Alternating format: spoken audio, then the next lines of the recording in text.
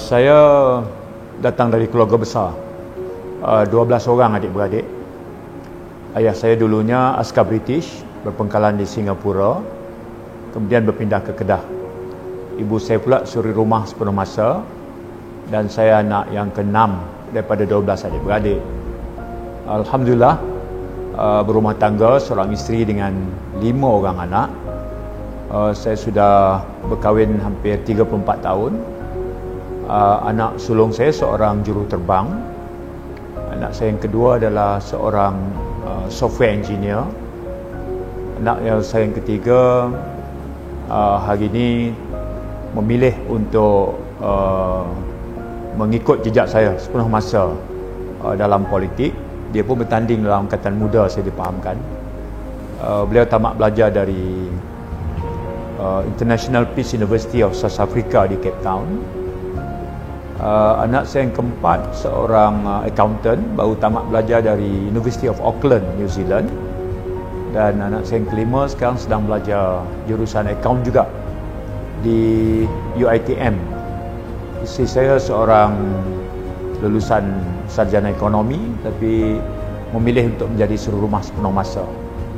Jadi begitu sikit pengenalan tentang saya dan keluarga.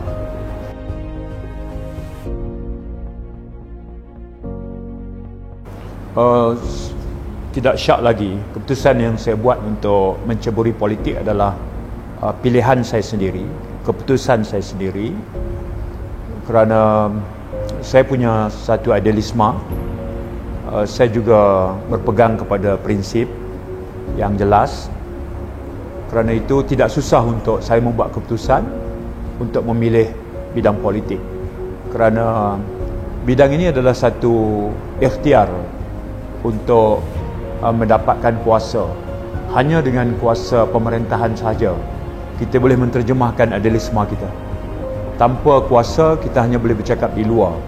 Boleh mempengaruhi sedikit sebanyak perubahan, tapi tidaklah sebesar kesannya jika kita berada di tampuk kuasa. Jadi saya sememangnya memilih sendiri laluan politik ini sebagai keputusan yang dibuat dengan sedar dan juga insaf.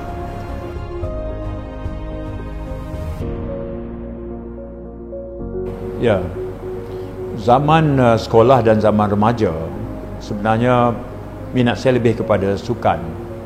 Tapi di sekolah itu adalah medan di mana guru-guru akan cuba melihat potensi kita. Sambil saya meminati bidang sukan, saya main semua acara. Hoki, takraw, bola sepak, semua acara. Saya wakili sekolah, wakili daerah. Ya. Tapi pada masa yang sama, saya ikut memimpin persatuan-persatuan pelajar di peringkat sekolah. Cuma saya lebih serius dalam memimpin persatuan adalah ketika dalam dunia mahasiswa. Seawal tahun pertama lagi di universiti, saya sudah pun menceburkan diri dalam pilihan raya kampus. Saya terpilih sebagai penolong Setiausaha Agung. Saya jadi Setiausaha Agung Persatuan Mahasiswa, dan akhirnya saya juga menjawat Presiden Persatuan Mahasiswa. Dan kemudianlah baru saya perhatikan bahawa kalau kita punya tekad dan azam dan kita buat pilihan berasaskan kepada keputusan kita sendiri, sebenarnya itu akan jauh memberikan kepuasan dalam keputusan yang kita buat.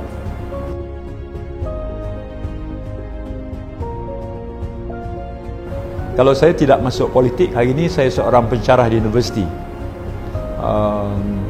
Saya belajar di Universiti Pertanian, sekarang Universiti Putra, dalam bidang sarjana muda sains pertanian. Dan kemudian profesor saya, Profesor Dr. Sulaiman Yassin, satu ketika beliau bawa saya ke alma maternya, iaitu University Cornell di Amerika Syarikat.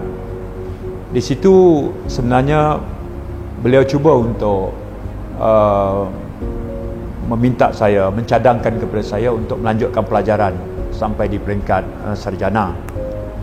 Dan dengan bantuan beliau, Saya sebenarnya telah mendapat tempat di Universiti Cornell. Cuma ketika itu ekonomi negara merudum. Cabaran paling besar adalah untuk mendapat biaya. Saya datang dari keluarga yang miskin. Tak terbayang untuk meminta keluarga menampung belanja. Tapi kerana kekangan perbelanjaan waktu itu, walaupun tempat itu dah dapat dengan bantuan Profesor Dr. Sulaiman Yassin, profesor saya, dan hajat itu tak kesampaian. Kalau hari ini saya tidak memilih politik, saya percaya saya hari ini adalah sedang mengajar di universiti.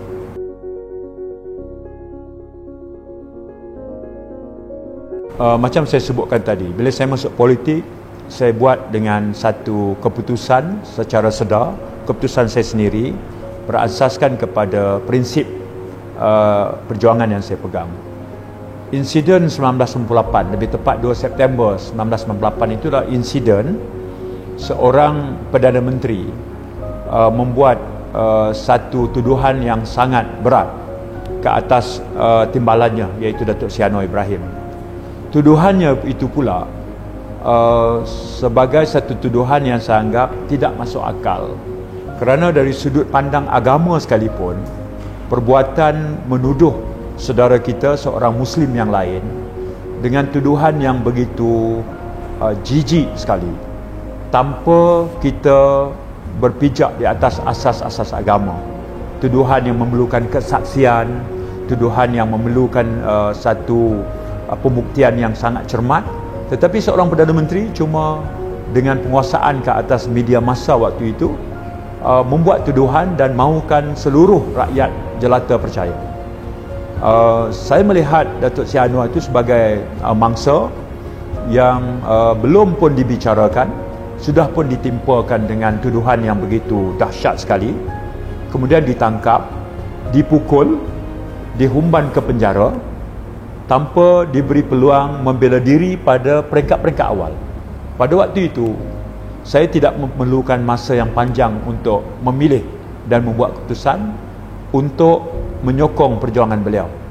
Walaupun secara peribadi saya mengenali beliau, tapi saya percaya beliau mengenali saya dari jauh kerana saya lebih dekat dengan sayap pemuda. Tetapi membuat keputusan pada waktu itu tidaklah sulit buat saya, kerana berasaskan kepada prinsip menegakkan keadilan.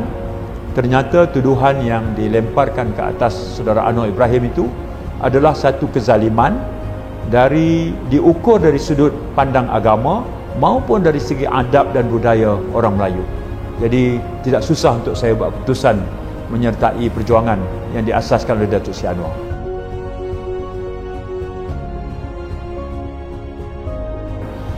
PAS adalah parti pertama yang saya masuk, iaitu ketika saya di universiti lagi.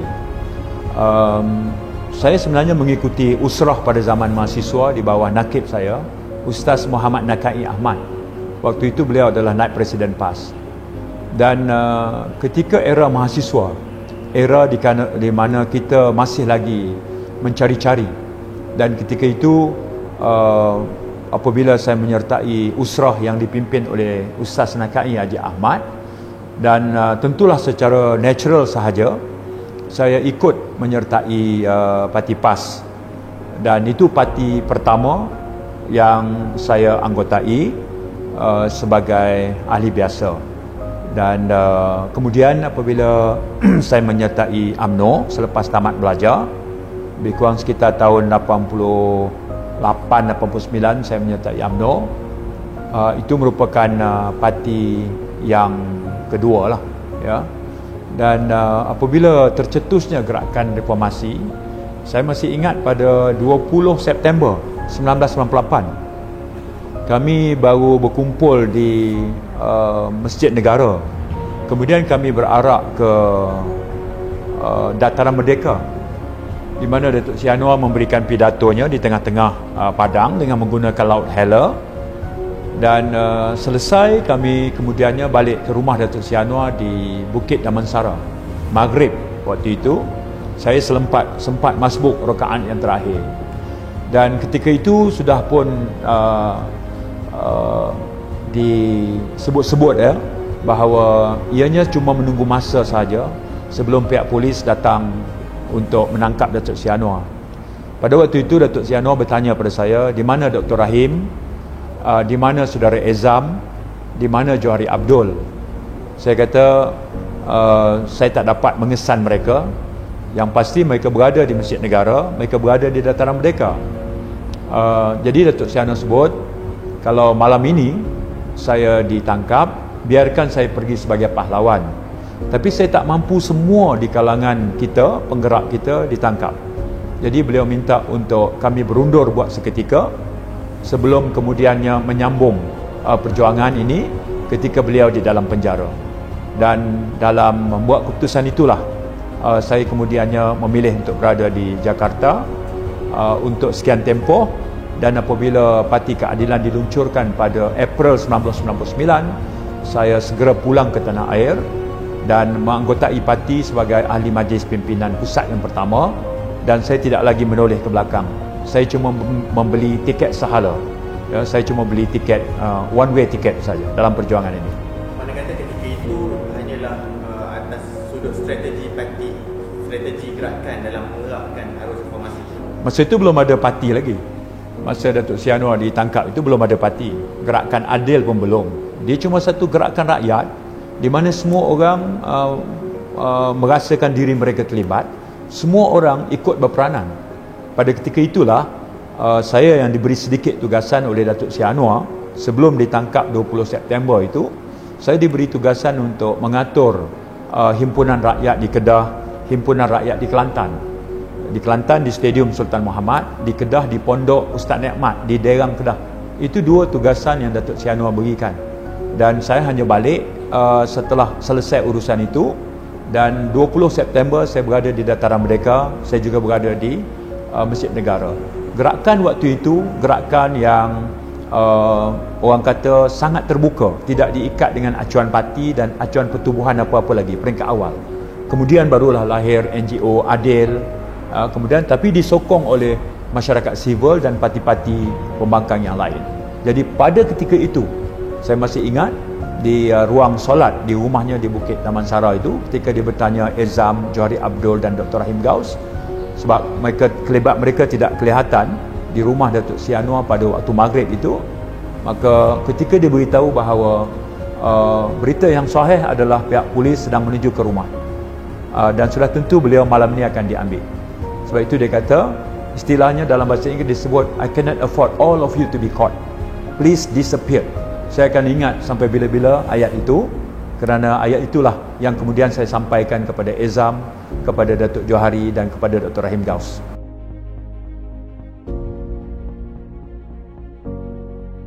Ya, pada ketika itu gelombang kebangkitan dan gelombang kemarahan rakyat ni sangat tinggi. Kemarahan itu kerana mereka tidak boleh menerima cara Datuk Seri Anwar dipecat, cara dia ditangkap, cara dia dipukul, cara dia dipenjarakan, cara dia dibicarakan, kemudian cara dia dihukum penjara. Rakyat umumnya sukar untuk menerima cara Datuk Seri Anwar diperlakukan. Kerana itu gelombang rakyat itu sangat besar. Dan apabila kami waktu itu bersama sekumpulan besar anak-anak muda yang memilih untuk berada dalam Parti Keadilan, jadual kami cuma menjelajah ke seluruh negara. Dan sampai satu ketika apabila Saudara Ezam waktu itu sebagai Ketua Pemuda ditahan di penjara atas dua perkara. Yang pertama adalah di bawah Akta Keselamatan Dalam Negeri, yang kedua di bawah Akta Rahsia Rasmi. Jadi secara fizikalnya Saudara Ezam waktu itu berada di penjara. Jadi saya pula kemudiannya menang jawatan timbalan Ketua Pemuda dalam Kongres Parti di Kemaman, Terengganu. Dan sebagai orang nombor dua, saya cuma menyambung sahaja tugas yang telah dimulakan dengan baik oleh Saudara Ezam, dan kami dibantu kerana kebangkitan dan juga kemarahan rakyat itu sangat tinggi. Jadi gelombang itu kami cuma perlu ride di atas gelombang itu, kemudian turun menemui rakyat menjelajah seluruh negara dan menyampaikan mesej-mesej reformasi kepada rakyat. Jadi di satu sisi, tugas itu kerana ketua waktu itu di penjara. Bukan saja Datuk Seri Anwar, tapi Ezam itu juga berada di penjara. Dan sebagai orang nombor 2 dalam Pemuda waktu itu, saya cuma menyambung tugasan, dan tugasan waktu itu pula adalah menguruskan kebangkitan dan gelombang kebangkitan rakyat yang begitu besar.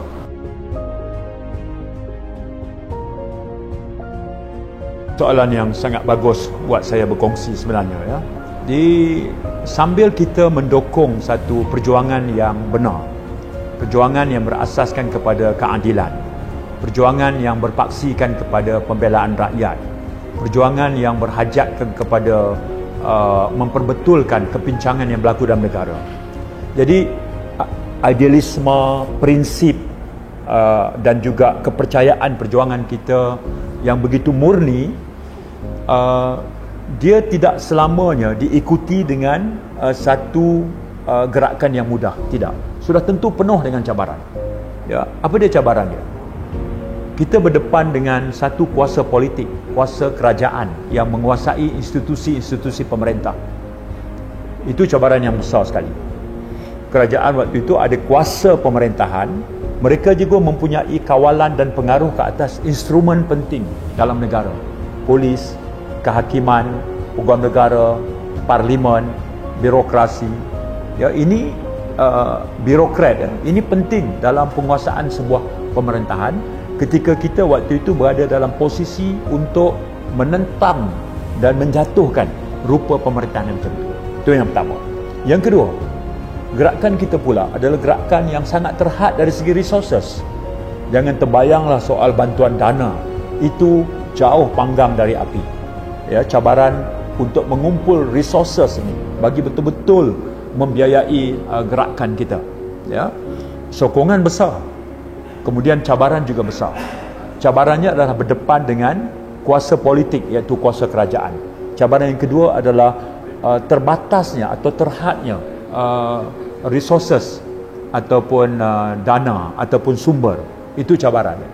Cabaran yang ketiga pula adalah kita sedang menggerakkan satu gerakan reformasi yang matlamat akhirnya mengambil kuasa politik ketika negara tidak pernah mengalami perubahan kuasa politik. Daripada pilihan raya pertama sampailah waktu itu UMNO Barisan Nasional itu terus menguasai teraju pemerintahan. Jadi kita berdepan dengan sikap pesimis rakyat. Bolehkah gerakan ini ketika ketuanya Anwar Ibrahim dalam penjara, ya, ketika parti-parti yang tidak bersetuju dengan kerajaan itu dilihat masih boleh duduk bersama, tapi sentiasa dimomokkan sebagai tidur satu bantal tapi mimpi lain-lain. Kemudian pemerintah pula menunjukkan success stories mereka, memberikan kestabilan politik, kemakmuran ekonomi, rakyat dapat merasai kehidupan yang baik. Ini semua adalah cabaran-cabaran di dalam permulaan perjuangan kita waktu itu. Tetapi kita hadapi kesemuanya itu dengan satu kekuatan. Kekuatan yang pertama adalah gerakan reformasi waktu itu. Kita berjaya tunjukkan atau jadikan setiap individu rakyat merasakan mereka ikut terlibat dalam gerakan reformasi. Walaupun organisasi kita mungkin tidak kemas ataupun masih banyak kelemahan, tetapi sokongan rakyat itu kerana mereka merasakan bahawa mereka ikut didorong untuk ikut terlibat. Jadi ketika cabaran lebih besar adalah menguruskan kebangkitan rakyat untuk memberikan keyakinan. Jadi saya percaya ketika kita mempunyai prinsip perjuangan yang murni dan cantik, di sisi lain kita berdepan dengan kuasa pemerintahan sebuah kerajaan yang mempunyai banyak kelebihan. Di sisi lain pula kita sedang menguruskan kesedaran dan kebangkitan rakyat. Cabaran terbesar kepada kepimpinan reformasi waktu itu adalah menguruskan kesemuanya itu sehingga kita olah menjadikan satu mesej bahawa the rest of the world menentang kerajaan yang memerintah. Itulah cabaran yang agenda besar yang kami bawa waktu itu.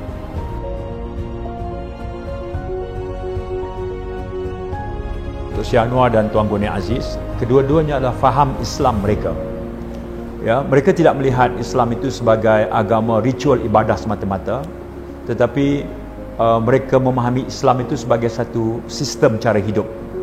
Jadi kedua-duanya akan menunjukkan bagaimana cara kita menterjemahkan jawapan Islam terhadap masalah umat, masalah manusia. Baik, berbeza dengan Datuk Seri Anwar, Tuan Guni Aziz ni adalah seorang menteri besar. Jadi dia berpeluang menterjemahkan dalam bentuk dasar-dasar pemerintahan negeri. Dan sistem pengurusan dia sangat mudah, iaitu berkata benar, buat perkara yang baik, jauhilah perkara-perkara maksiat dan kejahatan, jaga ibadah kita dengan Allah Ta'ala, jaga hubungan kita dengan manusia. Kemudian saya tengok, saya berpeluang untuk 4 tahun berada di bawah beliau di Yayasan Tabung Tok Kenali atau Tabung Amanah Tok Kenali sebagai pengurus. Waktu itu beliau adalah pengurusinya, dan sebulan sekali saya akan berada bersama beliau dalam mesyuarat lembaga pemegang amanah. Tetapi keberadaan saya di Kelantan waktu itu, saya berpeluang untuk mendampingi beliau dalam banyak keadaan, menerima nasihat beliau dalam banyak perkara dalam politik.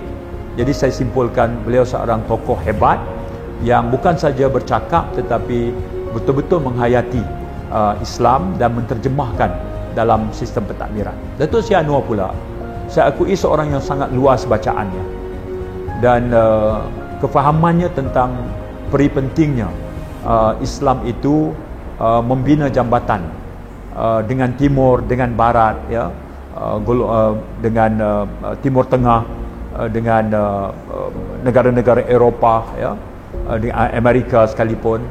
Jadi ruang di mana beliau memposisikan diri beliau betul-betul dalam debate ataupun forum dialog antara tamadun misalnya, itu betul-betul memberikan saya kebanggaan untuk sekurang-kurangnya dalam perjalanan politik saya mengalami sosok, mengenali sosok tokoh seperti ini.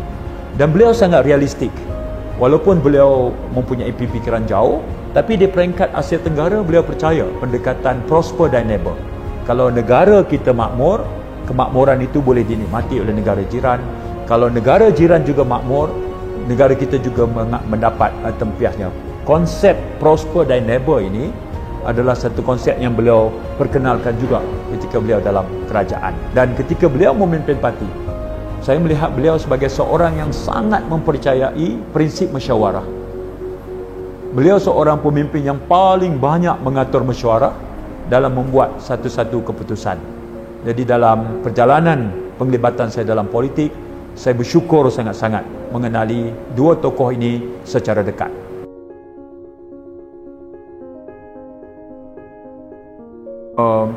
Saya sebenarnya sangat meyakini bahawa memiliki kemahiran diplomasi dalam politik ini mungkin boleh menjadikan sebagai satu winning formula dalam suasana politik sekarang. Kenapa saya kata begitu? Pertama, daripada awal keadilan diwujudkan dan masuk pilihan raya, keadilan tidak pernah bersendirian. Keadilan sentiasa membina gabungan politik. Dalam politik gabungan ini, kita kena belajar tolak ansur. Kita kena belajar give and takes. Tidak semua hasrat kita itu akan diterima.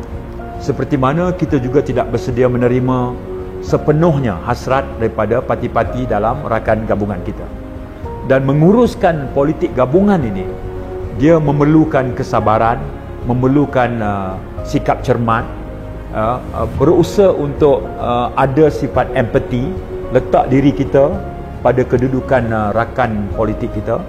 Jadi kesemuanya ini memerlukan satu seni kemahiran diplomasi yang sangat tinggi. Dan dalam sepanjang penglibatan Parti Keadilan masuk pilihan raya, kita tidak pernah bersendirian. Kita sentiasa berkawan. Okey? Dan dalam proses itulah menunjukkan bagaimana peri pentingnya parti hari ini harus mempunyai sejumlah pimpinan yang menguasai ilmu kemahiran diplomasi politik ini dan menguruskan rakan di dalam dan di luar gabungan. Dia juga satu ancaman. Sekurang-kurangnya menguruskan rakan dalam gabungan itu mudah kerana kita sudah diikat dengan beberapa prinsip, beberapa dasar. Pakatan Harapan misalnya diikat dengan dasar yang sangat jelas, ya. Jadi menguruskan pula masih juga blok pembangkang, tapi mereka tidak menerima prinsip gabungan Pakatan Harapan secara yang sedia ada. Tapi mereka kata kami tidak bersedia di dalam gabungan politik, tetapi kalau dibuka ruang untuk membina persefahaman politik, untuk membuka ruang untuk dibina kerjasama politik, jadi itu adalah juga satu ruang yang perlu kita explore di dalam menyediakan, ya, satu blok pembangkang yang kuat untuk menghadapi pilihan raya akan datang. Kerana itu saya dalam menawarkan diri ketika membuat pengumuman, saya cenderung untuk mengambil pendekatan kerjasama berpasukan.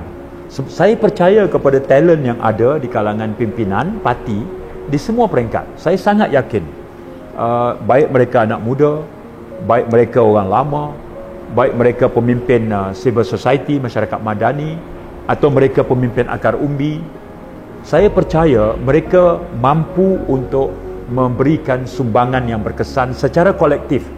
Sebab itu saya percaya kepada collective responsibility, collective decision. Saya percaya bahawa kita harus membina satu kemahiran diplomasi yang berterusan, dan saya berpegang kepada coalition building, membina gabungan yang kuat berasaskan kepada prinsip trust and respect, ya, percaya dan juga saling hormat. Itu pendekatan politik yang saya anggap sangat sebati dengan jiwa perjuangan saya.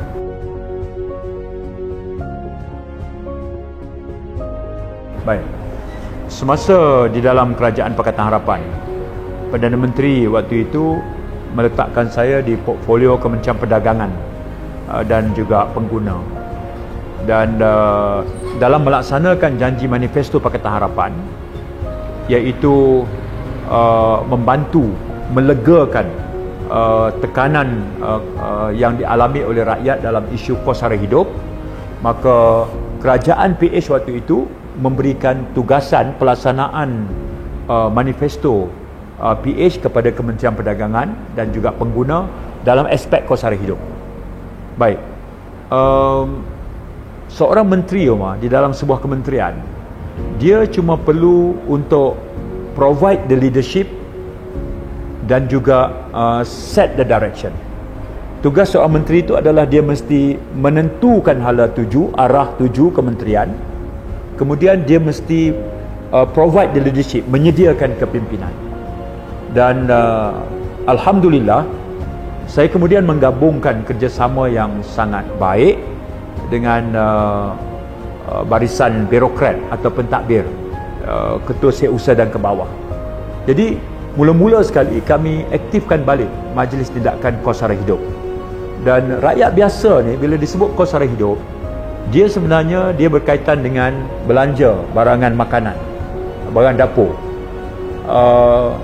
Dia juga terpaksa menampung bil api, air, elektrik, bil telefon. Kemudian belanja kesihatan, sakit demam, ya, yang dialami. Kemudian kos pengangkutan untuk dia ke pejabat, untuk dia hantar anak ke sekolah, untuk dia bawa isteri ke pasar, ya, kos untuk dia pergi bekerja, itu kos pengangkutan. Kemudian kos sara hidup juga adalah berkaitan dengan belanja perumahan, ya. Jadi perumahan, kesihatan, pendidikan, makanan, ini adalah isu-isu rakyat yang berkait dengan kos sara hidup.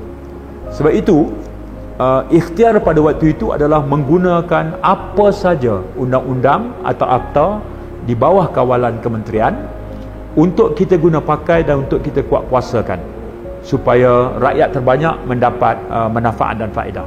Sebab itu pada musim-musim perayaan, misalnya kita ada 6 atau 7 musim perayaan, Hari Raya Puasa, kita ada Deepavali, Tahun Baru Cina, Christmas, Hari Gawai, Pesta Keamatan, ya. Semuanya ini kita kata bahawa ketika ini rakyat banyak berbelanja. Jadi kita guna pakai Akta Kawalan Harga dan Anti Pencatutan. Kita pastikan kawasan tugas penguatkuasa itu berada, present, mereka tidak rasai.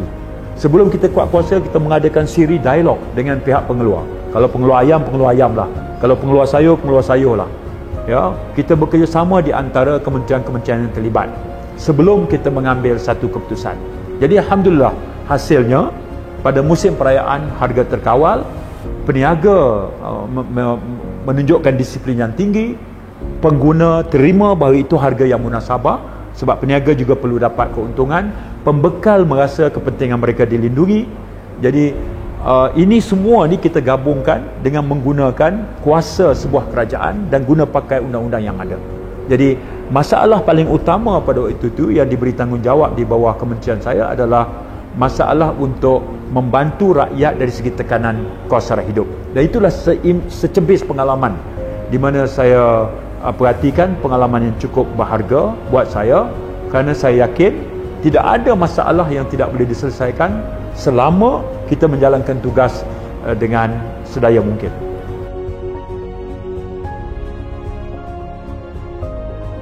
Inisiatif Food Bank sebenarnya saya mulakan sebelum kita jadi kerajaan di peringkat pusat lagi. Ya, inisiatif saya mulakan pada 1 Mei 2017 di Pulau Pinang. Waktu itu saya mendapat kerjasama dengan Pasaraya Tesco. Sekarang dah ubah nama. Dan saya lancarkan yang pertama itu di Dewan Undangan Negeri Penanti dengan YB Norella. Dan antara yang paling awal membantu saya waktu itu adalah saudara Adam Adli dan saudara Zakwan. Mereka saya hantar kursus di Kuala Lumpur dengan satu badan NGO yang juga menjalankan program Food Bank bertempat di Bandar Permaisuri, Bandar Tasik Permaisuri. Dan kita menggerakkannya di peringkat Pulau Pinang dengan mengambil nama Mutiara Food Bank, di mana kita mengumpul makanan dari pasaraya, kemudian kita agihkan dari pintu ke pintu kepada penerima dengan bantuan daripada community leaders di Pulau Pinang. 1 Mei 2017. Hari ini di Pulau Pinang kita ada pejabat kita di Komplek Penyayang di sebelah pulau. Saya ada 8 staff dengan Zakwan kekal. Zakwan adalah pemimpin AMK Pulau Pinang, dan juga kita ada beberapa kenderaan, kita ada logistik yang mencukupi, central kitchen, dan kita telah pun mengagihkan lebih daripada 70,000 keluarga di seluruh Pulau Pinang. Sampai sekarang 365 hari tanpa henti. Dan bila kita jadi kerajaan, saya melihat bahawa semua ramuan untuk saya menggerakkan program Food Bank di peringkat nasional itu terhidang. Kerana Kementerian Perdagangan ini adalah kementerian yang mengawal selia industri runcit. Jadi saya panggil ke semua syarikat-syarikat dalam retail industri ini, saya terangkan hasrat saya untuk mewujudkan program Food Bank. Kemudian saya minta ketua setiausaha saya sediakan pegawai yang berdedikasi untuk membantu. Kemudian kita kenal pasti peringkat pertama adalah universiti. Kita adakan perjumpaan dengan semua Naib Chancellor dan Timbalan Naib Chancellor Universiti, dan kita adakan kita panggil food pantry di semua universiti pada waktu itu. Dan ianya sangat mudah kerana kita ada penyumbang, kita ada penerima, kita cuma bertindak sebagai pengendali sahaja. Jadi alhamdulillah dia memberikan impak besar, dan sampai hari ini projek Food Bank itu kekal bertahan dan terus mendapat sokongan daripada masyarakat. Daripada idea kita terjemahkan kepada program, dan impak itu dirasai oleh rakyat jelata, khususnya golongan berpendapatan rendah.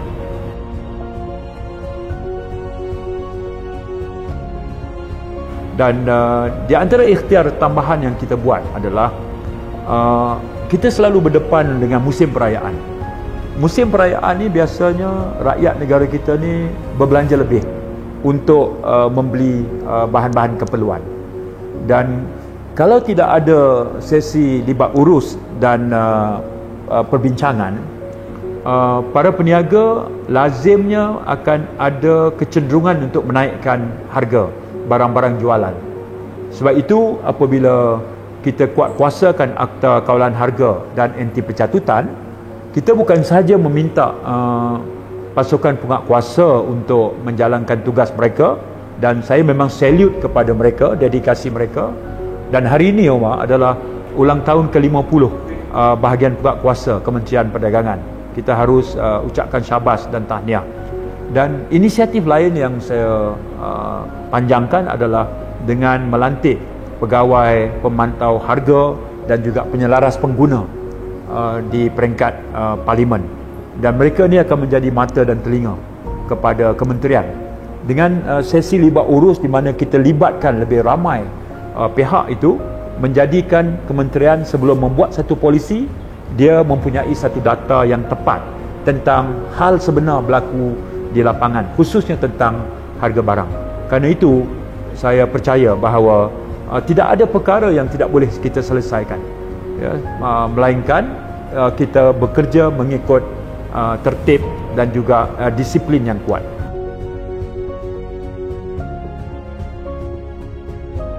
Baik. Selepas Sheraton Move, kesan yang paling besar adalah dua. Yang pertama, keadilan dan PH hilang kerajaan. Kesan kedua adalah kesan pada Parti Keadilan itu sendiri. Orang boleh melihat sekarang Parti Keadilan terus gagah melangkah. Tapi dalam tempoh 2 tahun itu, tumpuan saya adalah tumpuan menyusun semula organisasi parti di peringkat akar umbi lagi, di peringkat cabang, di peringkat negeri dan seterusnya di peringkat pusat.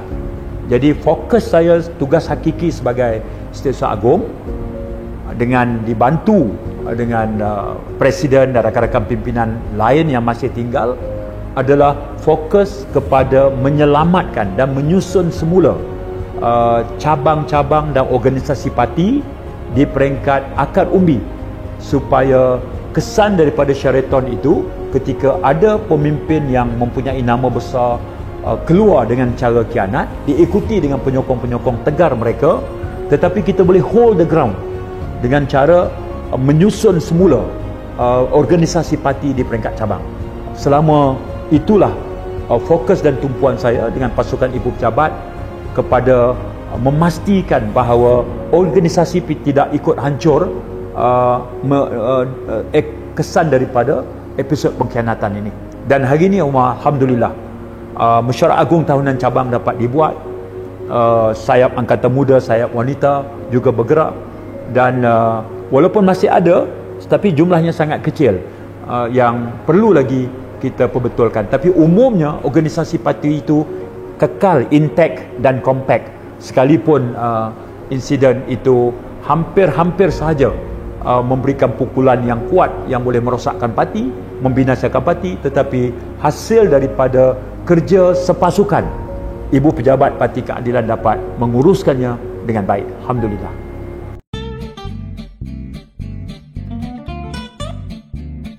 Datuk Seri, sebagai penutup, saya nak tanya 10 soalan, 9 soalan.